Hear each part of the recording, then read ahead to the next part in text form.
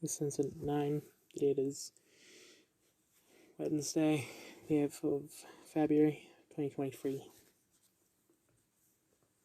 I read most of the day. I am very close to finishing The Handmaid's Tale. Very close to finishing Civil War 2. Didn't get a chance to read during. We didn't have assembly because we are going to show this video, but we are actually told to, put your iPads away. It's like, fuck, fine. And it was one of those cringe mental health videos where it's like a bunch of emojis like corrupt the brain, like melt it down like butter, and just loads of BS like that. Like why can't they make a simple video about mental health and not make it cringe? Anyway,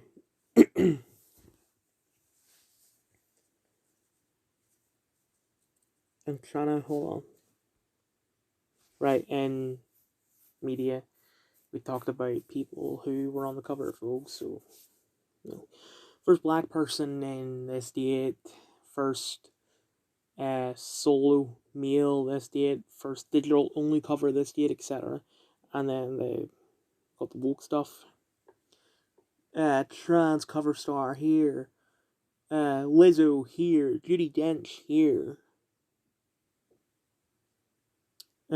Someone who the name sounds. I don't forget who, or don't remember who it is, but the name sounds familiar. And if it's who I think it is, they're not fat.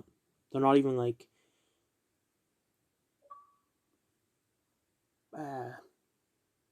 You couldn't mistake them for fat. They're just not at all. And it's just a bunch of rubbish. Anyway, at lunch, and here's where the incident starts.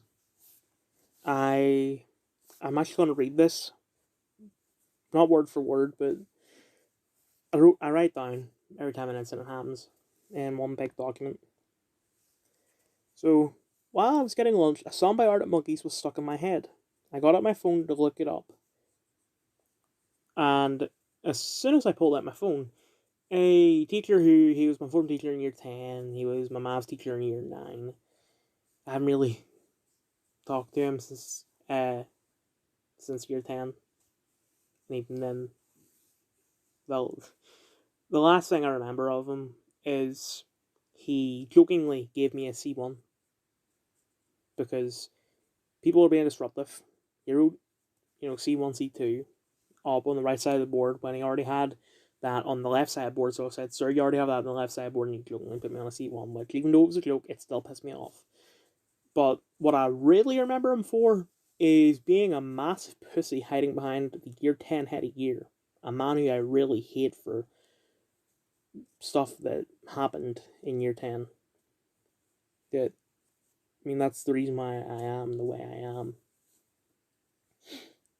Anyway, he somehow saw me with my phone out because I didn't write this because it was relevant, but it wasn't actually in the canteen where this happened. I got my lunch, went down to Ginger and Driver and guy I don't have a fake name for.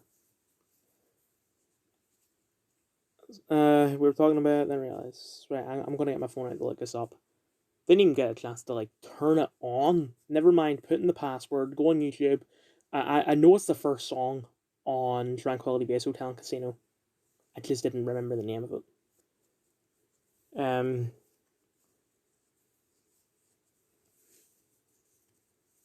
But somehow this teacher saw me, and we were at the very bottom of the ramp. This teacher, I think, was coming from he left English, and I'm not saying there's a conspiracy about it. I'm not saying that someone was like, "Sir, Dylan's on his phone" or anything like that. But he couldn't have possibly seen me. I was behind the driver, which I don't mean to be mean to him, but if the teacher saw anything, it would be just a black speck, not enough for him to go, "Oh, that's a phone." But all I heard was the person I don't have a fake name for saying, "No, Dylan, your day's getting even worse," because he came. It was like I didn't have. By the time I saw him, I was like, shit, it's too late for me to like hide it or anything. So he's like, "Okay, Dylan, come on, what? Your phone? You want me to give you my phone? Yeah, can't do that. Why not? I'm not allowed to." And I wrote why I'm not allowed to in the document. I'm not going to mention it in this video. But I did explain to him why. I was like, this isn't me being. It's not me just saying no or anything. Just, I'm not allowed to give you my phone. Like, okay, you want to go to Mealhead a year about this? Okay. Alright then. Went to him along the way. Go on, I'm gonna go through this document. On the way, I made a comment about him asking the study teacher something, but then took it back, saying that applies to everyone, as everyone hates me. He either ignored me or didn't hear me. Then we went into where the Mealhead year was, and he was also with the PE teacher, who's also the assistant vice principal. So I'm going to read this word for word, and I have their names in this document because this document will only be made public to teachers of my choosing, or maybe just myself. I don't know yet. But while I'm speaking this out, I will give fake names. So, Mealhead year, maths teacher, PE teacher.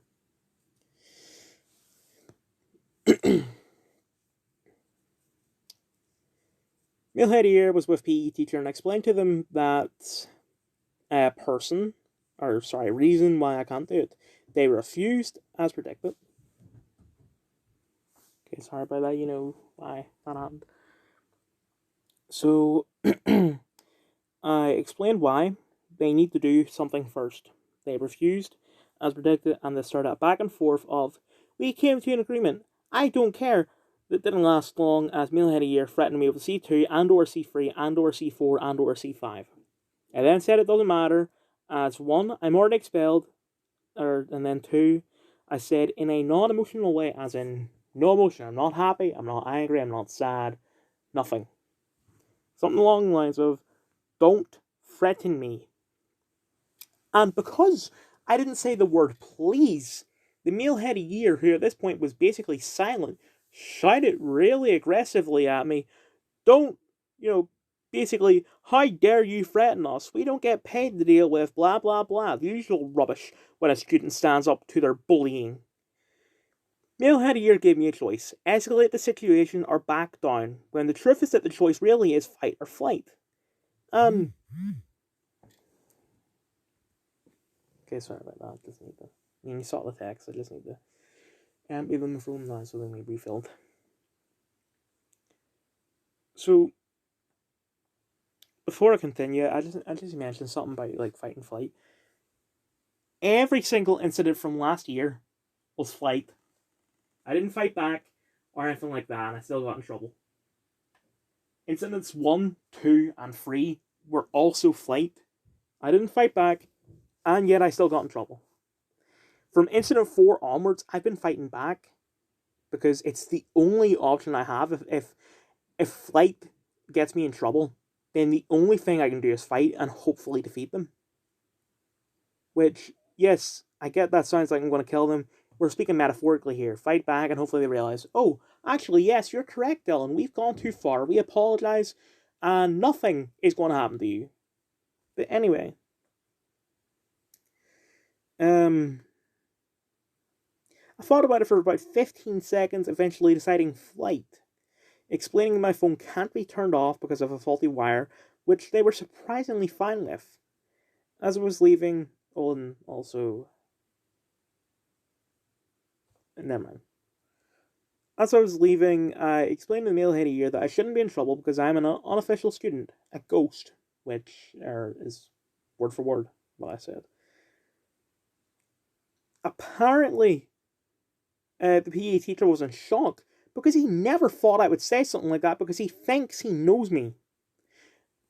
Then, in study, I emailed them something. I forget what I said because I already deleted the email, but it was basically, can I get confirmation that a student can't just go up to the office and say, yes, this one is my phone, and then just steal my phone? Because I thought when your phone gets confiscated, what they do is they just shove it in a drawer with all the other phones. And then when you're collecting a phone, the people at the office will know, will say me, I'm getting a phone. They don't know which phone is mine, so they're just going to show me the drawer, and I can just pick whatever phone I want, whether or not it's mine. But no, apparently they put it in a bag and write your name on it, so that's fine. But I said that to make it so that someone can easily steal my phone like that is very dangerous behavior because I need my phone. Because something could happen from me going home to me actually getting home. Maybe something on the bus. Maybe say the bus breaks down, not crashes or anything. Say it breaks down. You probably can't hear me from over there. Say the bus breaks down, and it's too far away for me to walk. I would need to phone my mum to say, I need a lift. That's why I need my phone. And among other things. Also, I should have mentioned the whole reason why I was fighting back against this instead of just giving up was, other than me being tired of the bullshit, is that I needed my phone to use hotspot because the Wi-Fi sucks. I can't even make a simple Google search, never mind read fucking comics. Because I made a fuck lot of progress today and I could have done more if I wasn't busy dealing with this bullshit over something as simple as trying to look up the name of a fucking Arctic Monkeys song. Anyway.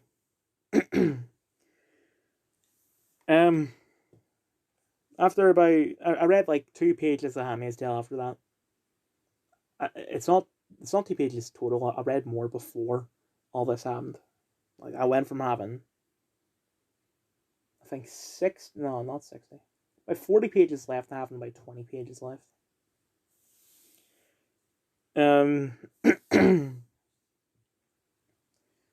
But read 2 pages, decided to go to a nurture room, and the mentor from last year was there. I explained a bit about what happened to her, and she decided to talk about Black Panther to distract me. And then, while we're doing that, a student walked in and said, Mealhead of Year is looking to talk to me. So I went to him, and it was basically the same thing, just a lot calmer. Again, where was I? Oh, went to him, basically the same thing, but just calmer tone. Do you think what you did was appropriate? And I replied, yes, some of the things, and I replied, no, because whatever. Explained that he knows nothing since the last time we talked was Incident 5, which was back in October. He said that it was irrelevant when it isn't. And I didn't explain in the document why, because it's not relevant to the document, but I'll explain why it's relevant now. All these incidents, especially the original one from year 10, that it made me what I am today. I'm defiant because I'm sick and tired of the school's bullshit. If incidents, 1 to 8 didn't happen and 1 to 6 from last year, then I would have immediately handed over my phone. There wouldn't even be a need to go to the Mealhead of the Year. But because it just happens over and over and over again, I got tired of it and I decided to rebel, because that's what happens. That's just basic fucking human nature. When you press someone, eventually they will push back. Anyway, later, in English, I explained basically everything to them, but then later in English, the PE teacher asked to talk to me, and he also brought the female head of year out as well. He said that he was disturbed by the email because no one hates me, and that he knows the internet is bad and I just have to deal with it. Well, how? 99% of the work that I have has to be done on the internet some way, whether it's I need to do a Google search, I need to upload something to Google Classroom, I need to email something, I need to create a fucking poster using some website, etc. The only homework I can think of, which technically isn't even a homework that I can do that doesn't require internet, is reading The Handmaid's Tale. And we could also argue reading A Pleasure to Burn and all the downloaded books. That's it. I mean, yeah, okay. I've still got quite a bit left of Pleasure to Burn. I still have a hell of a lot of comics, but guess what? I can't read the fucking comics without reading the comics that require internet. Like, I'm reading Civil War 2. Like, I don't know if I explained this or if I did explain it. It was way back when I started all this, before I started reading Disassembled. But I was in the middle of reading the Spider-Gwen run. But it's not as simple as just reading it. There are a couple of crossovers. You have a crossover with Silk and Spider-Woman, which, that's fine. I already read their stuff that I needed to read in order to read that crossover. So that's fine. But after that, there's a crossover with Miles Morales. So I need to read the Miles Morales run, which prior to this crossover, it was only 11 issues. But by issue 6 of the Miles Morales run, it gets to Civil War 2. So I need to read Civil War 2. But I never even read Civil War 1. And I thought, hey, I probably need to read Civil War 1 before reading Civil War 2. And now that it's nearly over, for the most part, didn't have to. But I couldn't have known that.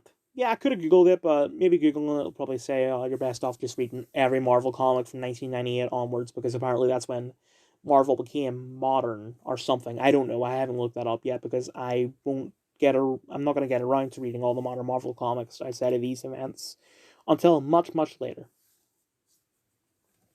So I've read Disassembled so I could read House of M, so I could read Decimation, so I could read Civil War. So I could read Standoff, so I could read Civil War 2, so I can read this Spider-Gwen, Spider-Man crossover, so I can finish Spider-Gwen. Because I still have like another 3 volumes after that. On top of that, there's a hell of a lot of DC stuff. I've got Infinite Crisis and Final Crisis, and while you don't really need to read Zero Hour Crisis in time before that, I'm going to anyway, just in case. But what you definitely do need to read before Final Crisis and Infinite Crisis is stuff like Identity Crisis, which I finished the main story and all the Flash sort of companion issues, but I looked up the reading order for it, and it turns out it's more than just that. And there's a bunch of other stuff for Final Crisis and Infinite Crisis. And then there's all stuff in the New 52, because I have quite a couple of New 52 comics installed, but I have a reading order for the New 52. So I'll read the New 52 stuff in order. I don't even know what I have downloaded, but some of it, I think most of it is towards the start, so it won't take long. Or it will, but not as long as it could take. Anyway, rant over. I said that the next day I'm in, I will write every time the internet isn't working, which is what I was trying to do. And while I was busy getting the water bottles and all that, I've come up with an idea. So say I get a homework, and the homework is for media for Vogue. You need to go online and research who was the front cover star in January 2014. I'll just say as an example. I'm not going to know that offhand because I don't read magazines. We don't have the January 2014 edition of Vogue in school. So the only way I can really do that homework is to use the internet. So I'll Google, Vogue January 2014 edition. And it's taking a long time to load up, and then eventually, after like 5 minutes, it says, oh, actually, we can't do this, and you have the, like, Chrome dinosaur, number of the cactus, And then I was like, fucking, I'll do it later. So I'll move on to something else. Oh, I need to go on the Google Classroom and copy up some notes for English. Google Classroom will load. Okay, I'll try and listen to some music. Oh, Spotify isn't working because the internet sucks. I guess I'll read. Oh, wait. So, I'm going to write down the times that this all happens and what I'm actually trying to do. If it gets to 13 within a day, I will use hotspot. So I try and make a Google search, doesn't work. That's 1. Try and do another Google search, doesn't work. That's 2. And I'm not gonna cheat it by making 13 Google searches in a row or anything like that. Like I'll do a Google search and it doesn't work. I'll try and do something else in Google Classroom or Spotify or whatever. And once that number gets up to 13, I'm using hotspot. Because I'm being extremely fair by saying number 13 instead of something like 5 or 3. But anyway, 20-minute video. The last time I made a 20-minute video was back when I was doing the Twitter segments. So, The Killing. Universally positive ratings. I watched it on BBC. I'm guessing Lars Mikkelsen is related to Mads Mikkelsen, but I don't know. Married in Ireland, apparently.